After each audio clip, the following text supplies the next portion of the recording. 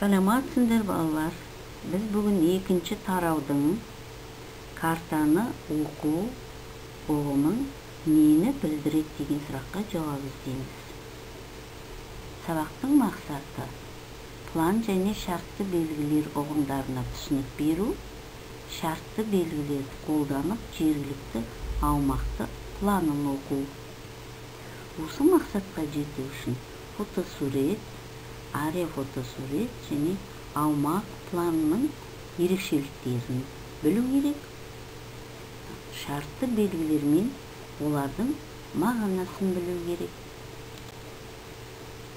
Енді балалар, мына жерде мынандай сурет тұр. Осы суретке мән беріп қарайық. Бұл глобус. Бұны біз төменгі сыныпта өттік. Глобус дегеніміз жер шарының моделі. Жер шарының келбеті тұтас бейнеленген модельді біз глобус деп атаймыз. Енді біз балалар мынандай сұраққа жауап іздейік. Жазықтық бетінде жерді қалай бейнелеуге болады? Бұны бейнелеу үшін біз бірнеше әдісті білуіміз керек екен.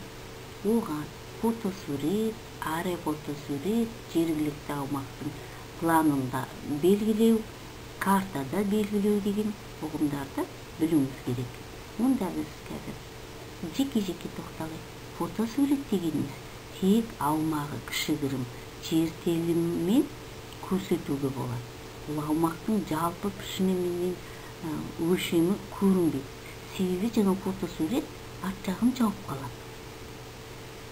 Келесі аэрофотосурет дегеніміз жазық, орман, өзен, ауылдар, жолдар, тағы басқа нысандарды ұшақпенен түсіру. Ұшақпен түсірген кезде барлығы нақты көрінеді. Келесі жергілікті аумақ планында қалай белгілеу болады?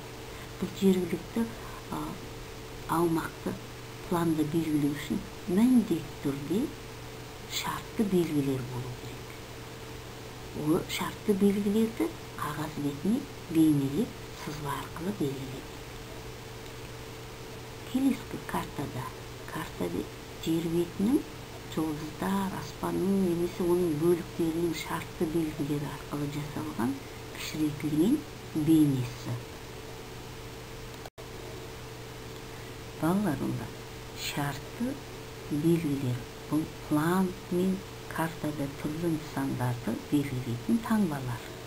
Мұны өздеріңіз көріп отырғандай, және жергілікті аумақтың планымен жұмыс істеу үшін оның шартты белгілер нені білдіретінін оқи білуіміз керек. Пландағы әрбір нысанның өзіне лайық түсі сәйкес келеді. Мысалы, орман, бақша жасыл түспен белгіленеді. Өзен, көл, батпақтар көк түспен белгіленеді. Қазір мына жерде көріп отырған планда оқулығымыздың 62-ші бетті ашып қарауларыңызға болады. Бұл жерде осындай план белгіленеді. Енді біз осыны оқып үйренуіміз керек. Мына шартты белгіні есімізге сақтай отырып қараңыздар.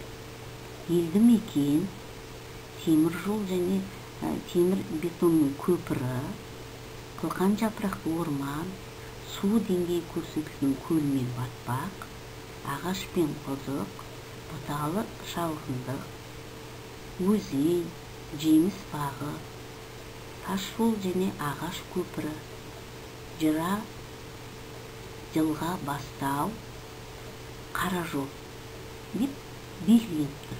Әрбір белгінің жанында соның суреті тұр. Енді осыған негізделіп біз карта жасай білуіміз керек.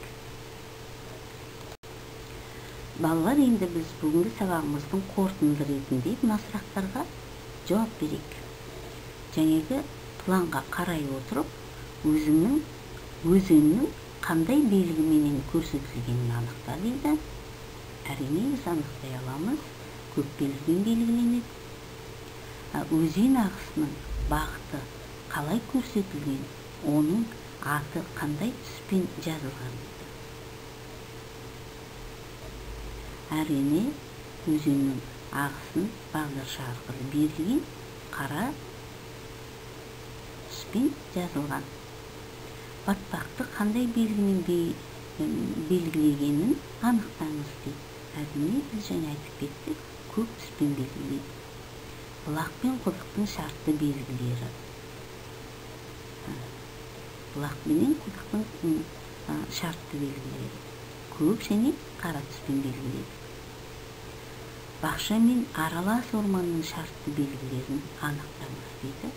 Аралас орман. Енді балалар, осыға негізделе отырып біз мына тапсырманы орындайық. Төменде мәтінді қарамен берілген сөздерді шартты белгілерін ауыстыр дейді. Біз мұны шартты белгіні қолдану арқылы мына сөйлемді план сияқты жазуымыз керек aslında. Енді өзендегі айлақтан біз ағаш көпірге дейін жайылым арқылы бардық. Одан өтіп темір жол бойындағы таш жолмен жүрдік. Ұзамай аралас орман басталды. Электр желілеріне жеткенде біз орман жолына бұрылдық. Ұзақ жүруге тура келді. Ақыры орман аяқталып, біз көлге келіп жеттік. Жағалаудың кейбір жері батпақты болды. Кешікпей біз орманның үйіне көздеген мақсатымызға жеттік дейді. Енді қарайық балалар.